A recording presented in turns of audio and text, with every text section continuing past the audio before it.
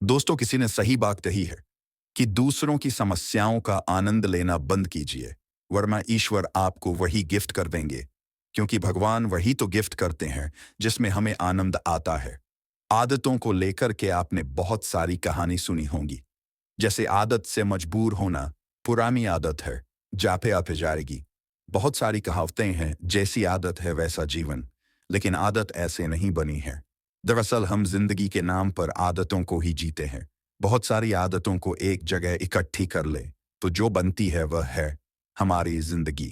नमस्कार दोस्तों, Bodhi thinks by YouTube channel में आपका दिल से स्वागत है।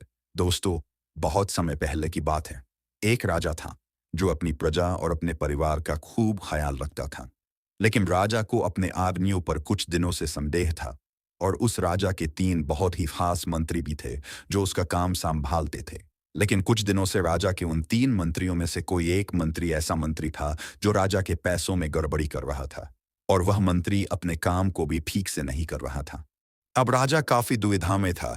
राजा को यह समझ नहीं आ रहा था कि उन तीनों मंत्रियों में से कौन सा मंत्री बेईमान है और कौन सा मंत्री ईमानदार है। ये पता लगाने के लिए एक दिन राजा ने उन तीनों मंत्रियों को अपने पास बुलाया और कहा, देखो मंत्री जी, हमारा जन्मदिन आ रहा है, इसलिए आप तीनों को एक घने जंगल में जाना होगा और आप तीनों को एक एक बैग दे दिया जाएगा। उन तीनों को एक एक बैग दे दिया और उनसे कहा कि तुम तीनों को अलग अलग घने जंगल में छोड़ दिया जाएगा। उस जंगल में तुम लोगों को फल के पेड़ को ढूंढना है और अच्छे अच्छे और ताज़ा फल से इस ठेले को पूरा भर कर लाना है। और तुम तीनों के पास सिर्फ आज शाम तक का ही समय है।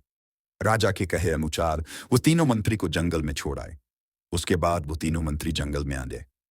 उसके बाद पहला मंत्री बहुत ईमानदार और मेहनती था, तो उसने राजा के लिए बहुत सारे अलग अलग और अच्छे और ताज़ा फल से अपने ठेले को पूरा भर लिया। लेकिन उसे यह सब करने के लिए बहुत मेहनत करनी पड़ी। उसने अपना काम पूरा कर लिया था। वह बहुत थक चुका था और उसने अपना काम ईमानदारी से भी किया था। अब दूसरा मंत्री जो था वह बहुत ही चालाक था। उसने सोचा, राजा के पास इतना समय थोड़ी है कि वह यह सब जांच करे कि मैंने अच्छे फल लाए हैं या खराब। तो बिना ज्यादा मेहनत किए उसे जैसे ही फल जमीन पर पड़े मिले, उसने वह अपने ठेले में रख लिया, बिना यह सोचे कि वह अच्छे है या खराब। जो उसे जमीन पर पड़े फल मिले थे वह बहुत ज्यादा खराब थे और वह आराम से पेड़ के नीचे बैठ गया। अब तीसरा मंत्री जो था वह बहुत ही ज्यादा बेईमान और आलसी था। उसने सोचा कि राजा सिर्फ ठेले की लंबाई और वजन ही देखेगा, ये नहीं देखेगा कि उस ढेले के अंदर क्या है और कितनी अच्छी और खराब चीजें हैं। तो उस तीसरे मंत्री ने बिना कुछ सोचे समझे अपने ठेले को सूखे पत्तों और कुछ छोटे छोटे पत्थरों से अपने ठेले को भर लिया और वह भी पेड़ के नीचे बैठ गया और शाम होने का इंतजार करने लगा। राजा के कहे मुताबिक समय समाप्त हो चुका था, शाम भी हो चुकी थी।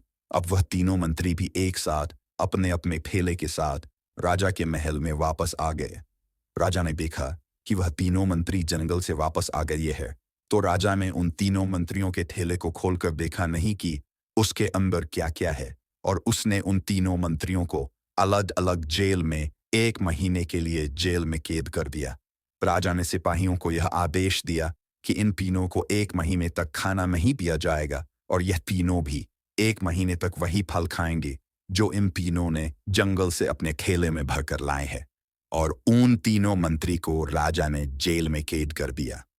तो जो पहला मंत्री था जिसने अपने ठेले में अच्छे और ताज़ा अलग अलग फल अपने ठेले में जमा किए थे, उसने जेल में 1 महीना आराम से गुजार लिए, अच्छे फल खाते हुए जो उसने खुद जमा किया था। उसके बाद जो दूसरा मंत्री था जिसने बेकार और खराब फल अपने ठेले में रखे थे, उसे वही बेकार और खराब फल 1 महीने तक खाने पड़े और वह उस जेल में ज्यादा दिनों तक टिक नहीं पाया और बाद में वह खराब फल खाने की वजह से बीमार पड़ गया और उसकी तबीयत खराब हो गई। अब जो तीसरा मंत्री था जो बहुत ही बेईमान और आलसी था, जिसने अपने ठेले में सिर्फ सूखे पत्ते और कुछ छोटे छोटे पत्थर भरे थे, क्योंकि उसके ठेले में खाने के लिए कुछ सूखे पत्ते और कुछ छोटे छोटे पत्थर ही थे, तो 1 महीने के लिए क्या खाता।